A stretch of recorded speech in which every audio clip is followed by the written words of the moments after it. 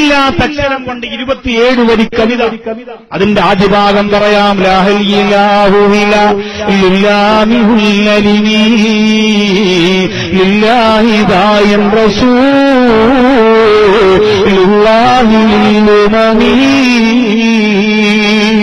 അല്ലാഹുവേ, അത്ഭുതമാണ്, അത്ഭുതമാണ്. പണ്ഡിതന്മാർ അത്ഭുതപ്പെട്ടുപോയി, ആലിമീങ്ങൾ അത്ഭുതപ്പെട്ടുപോയി.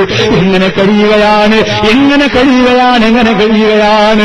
അറബി സാഹിത്യത്തിലതുപോലെ പുള്ളിയുള്ള അക്ഷരങ്ങൾ മാത്രം എടുത്തുകൊണ്ട് 20ഓളം വരി വരുന്ന കവിതകൾ എഴുതി മനോഹരമായിട്ട് ബഹുമാനപ്പെട്ട എഴുതിയിട്ട് പാടി. ശബ്ദിഖുനീ സഗഫി ഫഹിത്തുഹു തജന്നുബി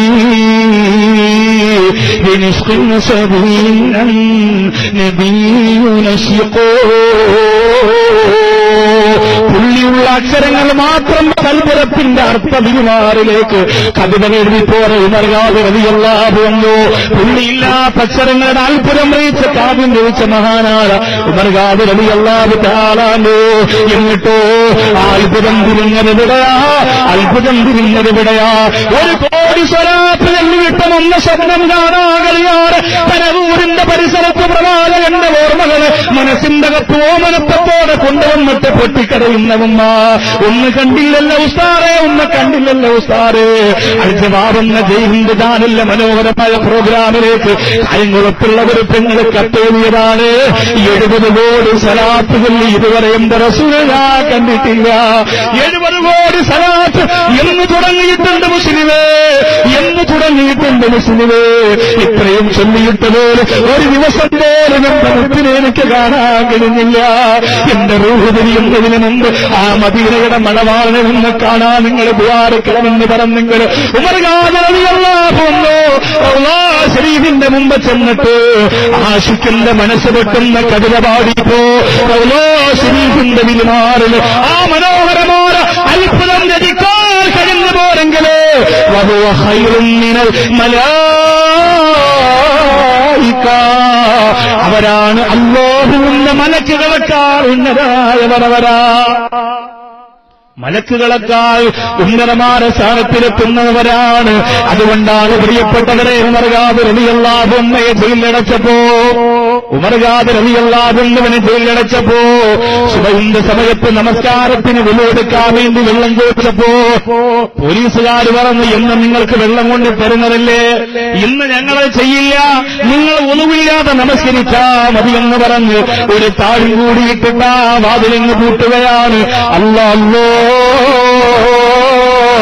ഒരാൾ അതിരാവിലെ വന്ന് ജയിലിലെ ഉദ്യോഗസ്ഥനോട് പറയുകയാണ്, നിങ്ങൾ ഉമർ ഖാദിയെ തുറന്നുവിട്ടോ, നിങ്ങൾ ഉമർ ഖാദിയെ തുറന്നുവിട്ടോ.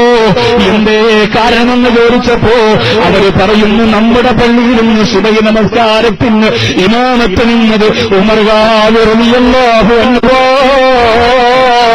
വേഗം ചെല്ലുകയാ. ഉമർ ഖാദി അടച്ചിടപ്പെട്ട ജയിലറെ ഇങ്ങോട്ട് തുറന്നു നോക്കുമ്പോ ആ മൂലയിലും ഒരു ഭാഗത്തും ഉമർ ഖാദി റളിയല്ലാഹു അൻഹുവിനെ കാണുന്നില്ല.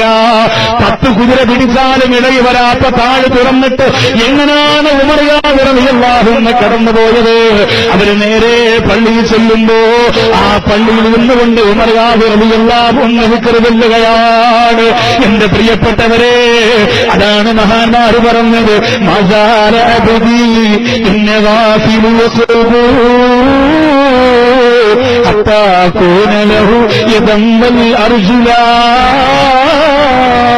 ഒരുപാട് സുന്നത്ത് നമസ്കാരങ്ങൾ നിർവഹിച്ച്, ഒരുപാട് സുന്നത്തുകൾ ചെയ്ത്, ഒരുപാട് ദിക്റുകൾ ചെയ്ത് സാധാരണ മനുഷ്യന്റെ കയ്യേക്കാൾ അവന്റെ കൈക്കല്ലാതെ കരുത്തു കൊടുക്കുകയാണ്.